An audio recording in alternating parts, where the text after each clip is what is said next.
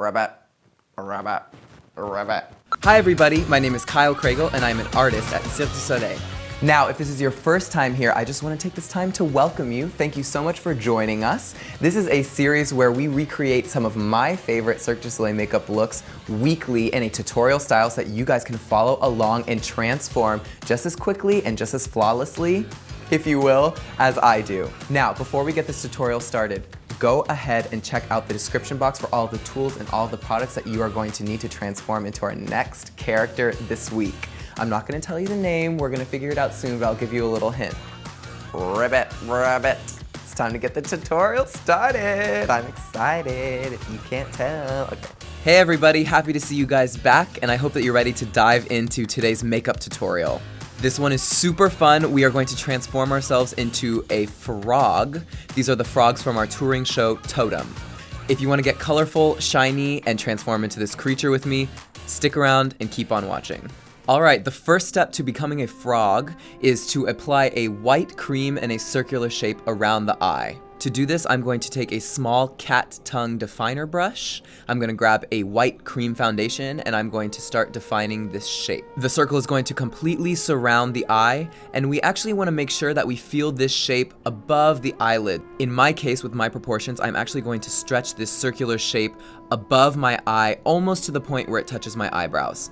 The bottom half of the circle that is under your lower lash line is actually going to be a little bit thinner on the top. One very important aspect of this step is to make sure that the circle does not go too far away from the inner and outer corners of the eyes. If we apply too much product on those sides, we're not going to have room for the other shapes that we're going to create around this later. So just make sure that the outside edges of your circle finish really close to the outer and inner corners of the eye. After you're finished applying that circular shape with the white, we are going to go in with a synthetic brush and a yellow cream and create a circular shape around the white shape that we just established. This shape should be about the width of the brush, which is around 8 millimeters. You'll be able to obviously have a visual reference as you see me create this shape. Once you're pretty much done creating the shape that you want, the top edge of this circular shape in the yellow is actually going to finish above the eyebrow. Since the shape is completed above the line of the eyebrow, we're actually going to have to go in with some more product and make sure that the coverage on the eyebrow is as opaque as possible. In order to do so, I'm going to grab a mascara brush, load it up with some more of that yellow cream, and work it into the areas where I have defined the shape on the actual brow.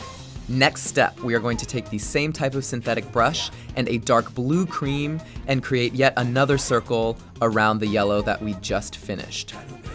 Alright, now that we're finished with the blue, we are going to go in with some white. Same synthetic brush, just taking a white cream and creating yet another circle around the blue that we just finished up. Once we're finished outlining the blue circle with the white, you're actually going to go ahead and take that same white cream that you used, but this time on a sponge, and you're going to cover the rest of your face in this white foundation. That would mean everywhere, even having some foundation come down onto the neck. I'm gonna give you guys a little tip. As you're buffing the white foundation color into your face, make sure that you use the edge of the sponge to get as close as possible to that white edge that you created around the blue to make sure that we have a nice, even, and blended coverage with the white foundation. Now that you're looking super white, the next step is to move on to the lips. I'm going to take a small defining brush in the shape of a cat tongue with a green cream, and I'm going to start creating the shape. We want to create a sort of mountain shape, and this mountain shape is going to peak just above the center of the Cupid's bow. I use the natural peaks of my lips as a reference. I'm actually going to try and peak this little mountain shape a little bit higher than those, and I also want to make sure that the peak of this mountain is pretty round. In fact, I'm using the shape of the brush to ensure that the top is rounded and not too triangular. Taking the same brush and the same color, we're going to create a mountain shape, but this time on the bottom lip. One important thing to keep in mind is to make sure that we have a little bit of white in between the peak of the mountain on the bottom lip and the bottom of the mountain on the top lip. So we want to see two green rounded triangular shapes, but we want to make sure that it's separated by a little line of white. Once you're done making the mountain shape, you can go ahead and define the rest of the lower line of the bottom lip until the corners. Once you reach the corners, we're going to add a little line that flicks off of the corner of the lip, curving up. As you can see on the video, it's almost as if these guys were kind of smiling, but we do want to feel a little dip from the line of the corner of the mouth before we flick back up. Don't over-exaggerate this angle. The goal is to extend the lines of the mouth outwards, but we just want to finish those lines with a slight upward angle. Next, I'm going to take a medium-sized natural hair flat brush, and I'm actually going to blend that green line that we have on the bottom lip down into the white. Remember that one of the keys to blending is using a light hand, so you just want to make light tapping and light back and forth motions, and then I'm actually going to go back in with my white sponge and lightly tap over just to really blend those two colors together. Next, we're going to go in with the same shaped brush as we were using before, but this time with the blue cream that we previously used, and we're just going to define the upper edges of those green shapes that we already made. As I'm defining these shapes with the blue, I'm making sure that I'm just blending as needed as I go along.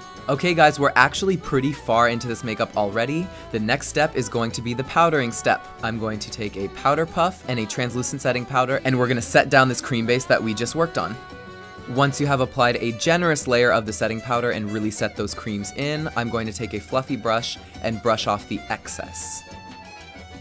Okay, next step, I'm gonna go in with a yellow eyeshadow. This one's not quite matte, it has a bit of a sheen to it. I'm going to take a big brush and I'm going to start buffing that color into my forehead. I wanna make sure that I have a nice even layer of this color, and we are going to take this color all the way down past the nose. We're going to generously apply this color around most of the face. However, we need to keep the upper lip white, and we also need to keep the area around the chin white. So basically we're covering the forehead, around the eyes, the nose, and the outsides of the jaw with this yellow. We want to make sure that the outside edges of this yellow is nice and blended, so go in with whichever brushes you would need to do so. Remember that keeping a light pressure is going to give you a better blend, so as you near the areas where they're going to become white, go ahead and lighten up on that pressure. Once you're finished up applying that yellow to the face, grab a smaller brush and go ahead and apply the same yellow shadow to the circle that we have defined around the eyes. Alright, taking the same style of big dense brush that we used to apply the yellow all over the face, we're going to apply a green shadow around the edges of the face. So we're really going to follow the hairline and we're going to blend it down softly towards the corner of the jaw. We want to feel a nice blend between the green and the yellow, so don't be afraid to go back and forth with these colors to achieve the kind of gradient that you're looking for. Alright, once you're done blending in that green, you're going to go in with the same style of dense brush, but this time with a white shimmery pigment, and you are going to cover the areas that we have kept white with this pigment. I know it doesn't show up very well on camera, but in person it gives a kind of soft, dewy effect. So at home, find whatever pigment you would maybe have that would replicate this effect. We're gonna work it in on the upper lip, on the chin, and on the neck. Once you're done generally applying over these areas, make sure that you blend a nice soft edge with that white pigment around where it meets the yellow. Okay, the next step will definitely be an interesting one. We need to apply an equal pattern of green dots all over the face except for on the chin. On our shows, we use an airbrush machine and a custom-made mask to achieve this texture. Since at home you won't have these custom masks, the best way to replicate this is by using a Q-tip to individually add dots over the face. I used this method in the video to clean up some messier spots on my forehead, so follow along with the technique that I'm using. This step will take some time, but I promise it is worth it. Once you got all your green dots laid down, we're going to go in with a small defining brush, and we're just going to bring some intensity back from that circle that we have drawn around our eyes. Next step, we're going to go and intensify the white that is directly around our eyes. In order to do so, I'm going to grab a very small defining brush and a water-based face paint, and I'm going to apply that on the entire area where we previously applied the white cream. Once you finish applying that to the eyelids, while it is still wet, you're actually going to want to set down that product with that same loose white shimmery pigment that we used earlier. For this step, you're gonna have to work quickly, so work quickly. For the next step, I'm going to go in with the same water-based product and a small defining brush, and I'm going to draw a white ring around the blue circular shape we formed around the eyes. We want to make sure that this line is definitely thinner than the other circles that we've established, but at the same time, we don't want it to be too thin. We definitely want to see it. We want to make sure that that white circle around the blue really makes the eyes pop out. Okay, for the next step, we're going to move on to the lip. We're going to blend out that lip shape that we made with a green shadow. Using the same green shadow that I used on the face earlier, I'm going to take a medium-sized brush and just buff out that green shade under the lip. Once you've done the bottom lip, we're going to use the same tools and the same product to just redefine the green shade that we have on the top lip as well. Next, I'm going to go in with our small definer brush and the water-activated product that we've been using, and I'm going to draw a line to define the upper part of the bottom lip shape. Don't be afraid to just take your time and make sure that this line is nice and precise. Alright, and to finish off the colors of the lips, we're going to go in with a small defining brush and a blue shadow. On the bottom lip, make sure that that blue shadow doesn't get up into the white line that you just created. We want to make sure that we keep the opaque intensity of the white line. Once you're done with the bottom lip, you're going to repeat the same step on the top lip, making sure that that blue really pops. For our next step, I'm going to take a Q-tip and a prosthetics glue. I'm going to apply this in a ring around the eyes where the yellow meets the blue. So I'm going to use that line as the center line of my glue, following all the way around in sort of a funky, wavy sort of pattern. The reason why this doesn't have to be super duper precise is because we're going to go back in with a red transfer foil and add a texture where we're adding the glue. This is kind of going to be like a splash of a shiny red color. Just make sure that you don't completely cover the blue or the yellow with this prosthetics glue, because we still want those colors to shine through after we've applied the red foil. Now, before we apply the metallic foil onto this glue, we actually have to let it dry for 5 to 10 minutes. So as that glue sets up and dries down, we're actually going to move on to our next step. I'm going to take a small definer brush and a black cream eyeliner, and I'm going to define the outer edge of that white circle we have near the eyes with the black.